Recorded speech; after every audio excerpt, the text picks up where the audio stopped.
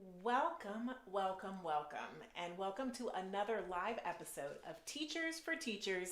That's you, Mom and Dad. I'm Dr. Dejana, and I'm here with Dr. Leah Haynes. And hello, it's Hump Day. It is. How about that? Wednesday. We made it We halfway did. through. Whew, yes. and if we play our cards right, we just might make it to the end of the week.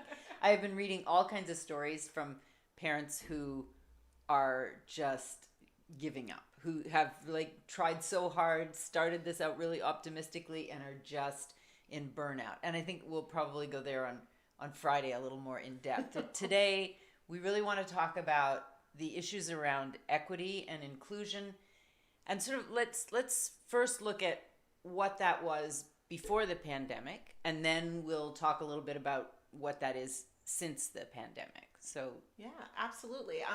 So we thought it would be really cool to share with you and just have a conversation about what equity and education looks like. And it's a really big deal. And we had issues with regards to equity and education before COVID-19. And now that we are in the midst of this pandemic, some of those issues are just standing out in a way that I think it's a call to action. It's absolutely. a call to action. So we thought it would be really nice tonight to just kind of explore, what does equity mean in education? What did it look like before COVID-19? What does it look like right now? And what action steps can we take as educators, as parents, as human beings to do something about it? Right. And in a few minutes, we're going to be joined by another educational expert who, when I met her, she was the principal at a high school in Compton, and then she was the assistant principal at a school in Beverly Hills. And I think her perspective on equity and education will be a valuable part of this conversation. We will get to her in just a few minutes. So excited to have her and kind of get her perspective on this whole topic. I thought it would be good to start off with just throwing it out there. What is equity?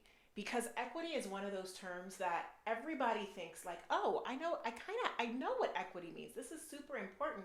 But when it comes to providing a definition of equity, we kind of it's difficult to say it out loud. We think about it in terms of access to resource and equality and fairness and justice. But equity is defined by words that mean different things to different people in terms of fairness and justice. So when we talk about education and equity, I'm talking about access. Do all people have equal access and opportunity when it comes to their education? Now, I'm going to say that was probably not the case before COVID-19, and it's become very, very obvious that that is a real problem in education right now. So I'm hoping our conversation today will just kind of shed light on what are the current thoughts about equity in education, and what can we do about it? Like, what's the difference between how I'm educating my children and how the next family is educating their children? And is there an equitable situation when it comes to education? My parents told me that education was the key to opportunity, but not all of us have equal access to the same types of education. So true. And even geographical access. I think of one of the blessings of this pandemic is that we are learning to work digitally and online, which will open access to a lot of rural kids. I mean, I went to a one-room country schoolhouse in Canada, and we had access to whatever was in front of us, and that was it. I think that there are issues around the ability to break barriers geographically that we'll be able to address quickly and easily in this new version of education. But some of the larger issues in equity that have been persistent in this country forever are the ones that aren't yet being dealt with and need some attention. Yeah, and I'm hoping that we can ask our expert to kind of outline for us what she thinks some of those equity issues are, and what might we do to address some of those issues? Would you like to introduce our guest? Yes, I would like to invite Renee Cobb, who is just a fabulous educator, has been around schools for quite some time, and still works in the area of access and equitability with a group of teachers that she currently coaches. Welcome, Renee. Thank you. It's so great to be here. It's an honor. I really appreciate you thinking of me and my humble opinion. And I would be happy to share it. So, this is So, a great conversation that should be being held not just here, but all over these United States, and particularly during this time frame. It makes it such even more of a crucial issue around what are our students what have they been doing in the last couple of months, and the upcoming months, what will they do? And so when we talk about, I think the young lady who, what, I didn't get her Dr. name. Dejana Figueroa, and you Dr. haven't met Dr. yet, Figueroa. but we'll have to remedy that. Yeah, I'm not able to hear too well, but um, she's absolutely right in what happened prior. So we had an ongoing problem, and now it's even like everything else with the situation that we're in now. It's even more of a problem when it comes to access.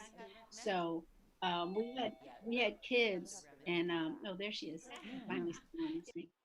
We had children and communities, and so it's sort of a community and economic as well problem. Um, there's some equity issues that happen. There's biases that go on that sometimes prevent people from getting the very best that they could get, even in the situation that they're in. And a lot of it is just kind of the system we inherited that we grew into. But what are we doing to fix it? That's the question, right? We were looking at earlier in the week talking about how we. I'm sorry, I have an echo right now, and it's hard to deal with. But what going back to schooling, what do we want to change, and how do we manage that? Mhm. Yeah. Um, so there's so many areas that we can talk about. I think I think a lot. When we talk about, we start at the top with policy. There's policies that are in place right now that prevent um, an equitable opportunity for all. I think about kids that come to school. You mentioned I worked in Compton and in Beverly Hills, and that's true. And I saw the difference. And it was just like a giant light came on when I went to Beverly, because I thought it's such a difference, the gap between them, and the ability to say these kids are being prepared the same as these kids here. No, it's not happening. So, and it's the unfortunate thing is our children, because they think that they're ready. They think that they've given, for those of them that gave their all, to know that there are groups of kids that had all the resources in an area that you're competing against. I think the first time I noticed it, I had been at Beverly not a month, and I realized something. Our kids, I mean, all our kids have opportunities at some of the most prestigious schools. If they study right, if they prepare right, they can have access to the USCs of the world. But when our kids came from Beverly, I'm sorry, from hi, I see you. How are you? When our kids came from Compton and go, and let's say they're in the film school, or they're in doing, wanting to do news, or get involved in some of the newer types of opportunities for jobs here. Well, the Compton children have been studying, et cetera, et cetera, but the Beverly kids have had a active live news show that's been going on for the last 50 years. Okay, they both show up at USC, and they're given a task, and they're given a time frame on it. This is just entry into the program. Well, who do you think is going to shine? Someone that's been, I mean, when I say 50 years in Beverly, you had kids that were behind the camera, doing the camera work, actually sitting and being the correspondent and writing the script. So they have a fully comprehensive way. Now here you have the Compton students who are no less, they're smart as well. They have writing skills as well, but they haven't had the practice of it with that resource over and over. So yes, equity prior to the pandemic was definitely an issue, um, in access. And now here we are pandemic wise, and you've got who knows how many students are missing in action online. And Hmm. we're not even, I saw it was a cute memo that you sent about teachers, like parents are teachers now. Yay! No, Right. it's not that much fun. But the irony of it is that parents, yes, parents are teachers, but and that's one area that's just frightening, if you will. Hmm. But if we go on to the next piece of it, where's the access? You've got people that barely have a smartphone. Right. What are they doing? So I You've got saw four where kids at home and one device to use. exactly. So yeah, there's miles and miles of distance in between. And then when I look at the flip side of it, I'd say, you know what? Maybe this can work out because now we're all online. We all have access. So it's just the way you look at it. It's our attitude towards it. Because unless we can change it, then we need to get in it and figure out how to do well, which is what we do anyway as a group of people. We believe that there's no challenge that we can't get involved in and go to the top. So that's my, Absolutely. Yeah. No, you make a lot of very good points there, there, Renee. And Renee. I And I think think how how we we come come back back from from this this pandemic, pandemic, what what we we do do to to level the level the playing playing field field is is going to going be to be really really important. important. Not Not all all. kids are going to want to go back into the classroom. It'll be, there's a group of children that will never go back to the classroom. and I And I think, think, yeah, yeah, for for high high school school kids, kids, if they if can they can get get through the through the studies studies on on their their own own without a without a classroom, classroom, then then absolutely. absolutely. You know, Fine. some of those kids were never should have never been in that type of arrangement anyway. They're not learning. And that takes me back to some of the issues that, like you read there's a huge report called The Nation at Hope. It talks about that all the time. You have kids that they learn differently. We all learn differently, but we want to put you in row seats and tell everyone to learn the same. Now they've broken out of that. You see lots of group learning, but is it done all nationwide across every? No, there are areas that still have row seats. I look at the back of your head, and you look at the back of someone else's head. We're not learning, and social work, meaning social emotional learning, is the key. We're learning now that our kids can't work together when they go to schools. They're having, We I'm didn't sorry, give when they them, go to work.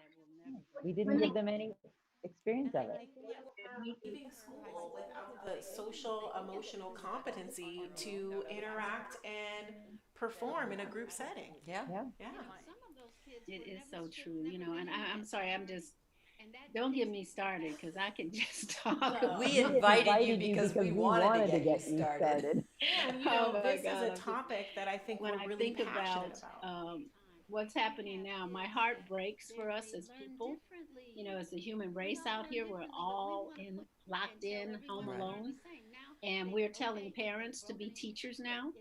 Mm-hmm. And Hmm. parents probably are learning how much they appreciate teachers because what teachers do all day. Absolutely. Absolutely. Dejana, Dejana, you are you are muted, so muted, I so don't I don't think think that that Renee can Renee can hear when hear you when you talk. talk. I can't. Oh, okay. Right. Right. You If want to I unmute Unmute yourself? yourself. it was giving me feedback. Oh, is that why? Oh, okay. Oh, So maybe I'll be the translator. it's okay.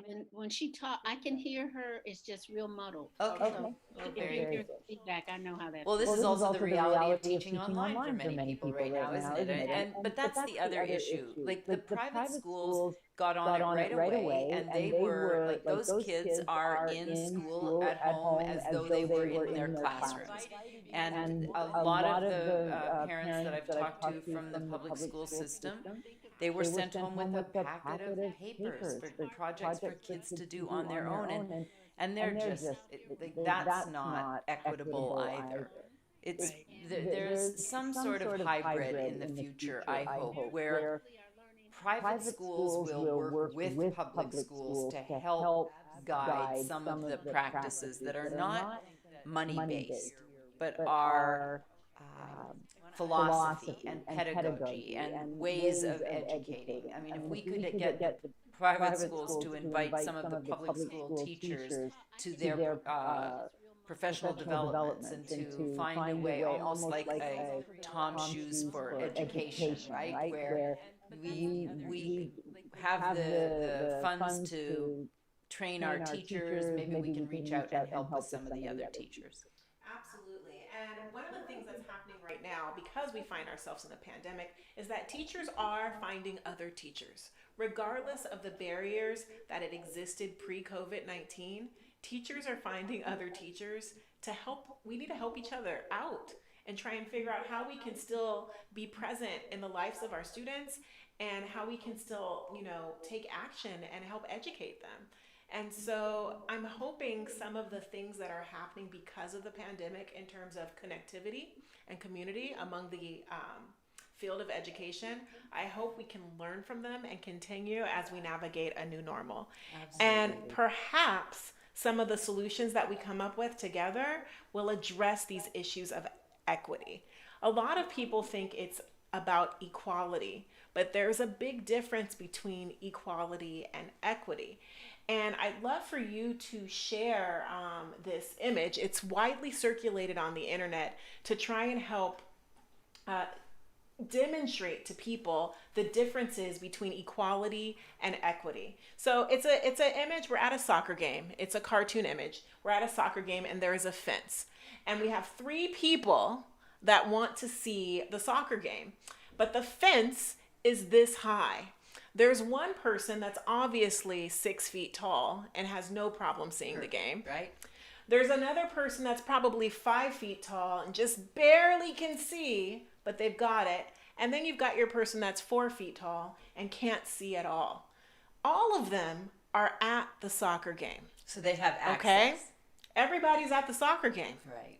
Right? But only a few have the ability to actually engage and see the game. Where equity is everybody's at the soccer game and they have what they need to engage in the experience. So I think that's really important when we think about access and equity. It's like, hey, all the kids have school. They're still having school. It's online, but that's not a one size fits all, right? We need to make sure that we're doing equity, meaning that all of these different kids from whatever community they're in, whatever social economic group they find themselves, whatever cultural community they're in, we can meet them all and give them what they need to engage in the learning experience. And that is the big challenge for education. Well, you and Renee both brought that up. We've known that kids learn differently. That some kids need to be moving around. They need to be physically active while they learn. Other kids, that very small community of kids who can sit still, take notes, and remember. Those are the ones who are going to do okay in the tests. But those are also not necessarily the kids who are going to do okay in life after school. Yeah. It's the kids who really did have to struggle and learned how to struggle, how to compensate. And, I think people make assumptions when you have a PhD about what education was like for you. And I did my PhD late in life. I was a slow learner. I had a hard time.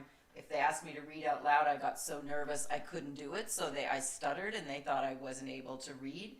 It was just, finding a way. I needed to be active. Sitting in rows still and facing the front of the room. I told my mother after the first day of school I wasn't going to go back because that was too much sitting still. It wasn't for me.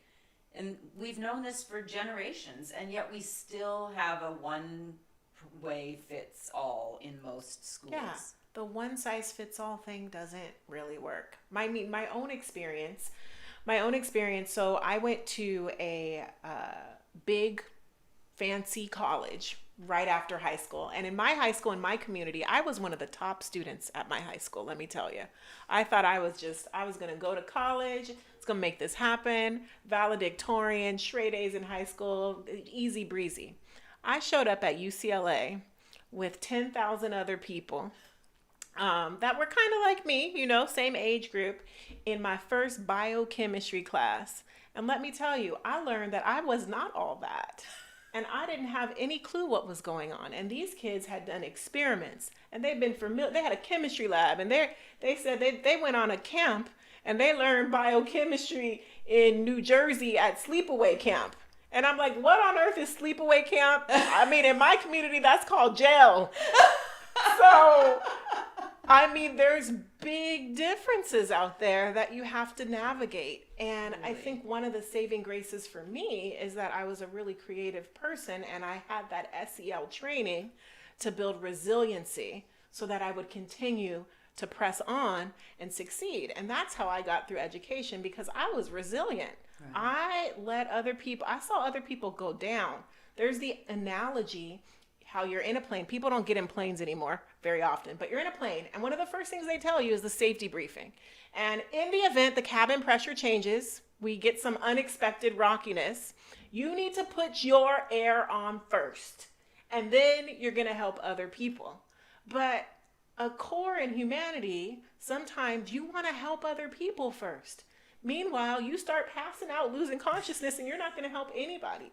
So I had to learn the lesson that it was okay for me to put on my safety mask first before I can go out there and help other people. And so now, here I am, PhD, did all this stuff. I had my safety mask on, but now I'm focused on looking at all of these issues of equality, equity, and justice. So now I'm in a position where we can have these conversations, and I can help put on that oxygen mask for educators all over there. And when I say educators right now, that term is really broad, because like this show is called Teachers for Teachers. That's you, mom and dad, and grandma, and auntie, and sissy, and whoever else is over there helping teach these kids. We can do this, but we also need to be aware of the systemic issues that were involved in education that still exist post-COVID-19, or within the midst of COVID-19. I'm sorry, I get passionate about this stuff. Let me turn that volume down. Renee's got something to say here. Go for it. Core of why you and others like you, I would say myself and you too, Leah, we all came from these different backgrounds that we look up, and you've got your doctorate and I've gone on, and but we're like sort of pioneer women in our family. But there's something that happens because I taught at Santa Monica College, and I remember when the kids came in from the different backgrounds, they had the same experience that you had. They were like, wait a minute, I got A's. Why am I struggling? Okay. And so but the resiliency, they never gave up. Why? Because of self-efficacy. So this goes back to what is being taught in the homes. So for parents right now that are home and realizing, hey, my kid might not really know if I say write down 145 and they write the word 145 and not 145, because that's how they heard it. They didn't learn. You're learning things that your child should know but doesn't know, because they're in a classroom with a teacher that has too many kids and being driven by so much that they can't stop and help you. And now they realize that they should stay a part of become involved in their kids' education. But before that, the value system, that's what I'm trying to get to. I'm sorry, around the block here. The value system, the thing that you learned at home that said, no matter how hard this is, you're not going to give up. And if you keep at it, you inside you believe, I can do this if I just stay on the track. Because those kids, they were behind when they got to college. They were all at the college level, but some of them were not.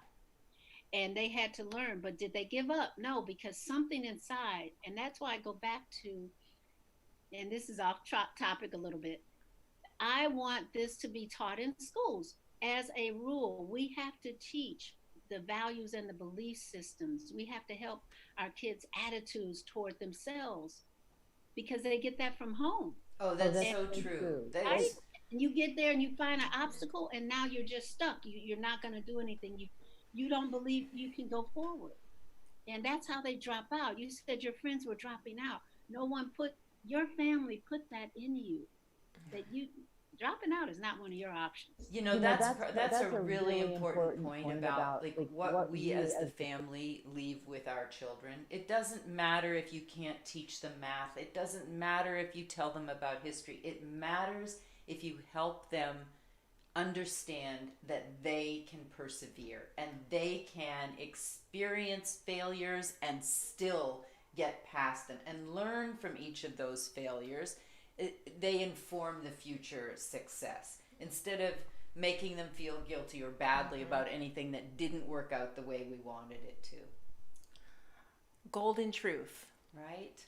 So many things that parents are worried about right now. Am I doing this right? Am I doing that right? Like, really, the one core thing that is most important to get right in this is the sense of self that we give the kids, the ability to really drill down on what they're interested in. And that's the other thing, like, for parents to kind of take a step back from what's being told, you have to teach this, this, and this, and get the kids engaged in something they're interested in, even if it's video games. And then you can start to sort of dissect who made that video game and what do you think it was required to make that game happen, and help the kids start to look under the hood of the things that they're interested in, because that's where their careers are.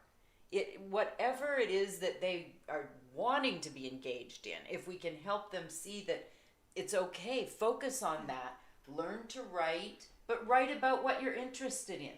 Write about that video game. Do research on where it started so you're learning that. Like, let kids drill down on their learning in areas that they're already passionate about. That's so key. And that helps build up social emotional competence as well. And that gets us all the way full circle to where we started was, how does this all work? Like, what can we do? What can we do? And I think as parents, I'm a parent, I'm a teacher, for all of you guys out there, we can continue to support the emotional and social well-being of the child. Absolutely. Renee, thank you so much for coming and talking to us about this today. We are going to call on you again. You'll be hearing from us for sure. Thank you so much, ladies, for having me. I am in such good company with you guys. Thank you. We'll see you again soon. All right. Bye-bye. Really, she brought a lot of interesting ideas to the table, didn't she? And I think that this is a subject that is in need of a lot of attention. Not just one short half hour from us, but I think maybe we should make this an ongoing conversation, whether it's the whole half hour or part of most of the half hours that we do. Because there are other experts that we could bring. Arnaldo, who was with us last week, is a good person to bring in and have talk about this issue again. Absolutely. I think we should definitely put that in the plan, because it's important that we create a space to have these conversations and to have them now, while it's happening right now. Absolutely. I'm down for that. We're going to do a deep dive, folks. Here we are. Thank you for being with us. This has been a fun half hour. And you know what? Our time is up, but don't worry. Join us for our next episode of Teachers for Teachers. That's you, moms and dads, on Friday. Thank you. Signing out.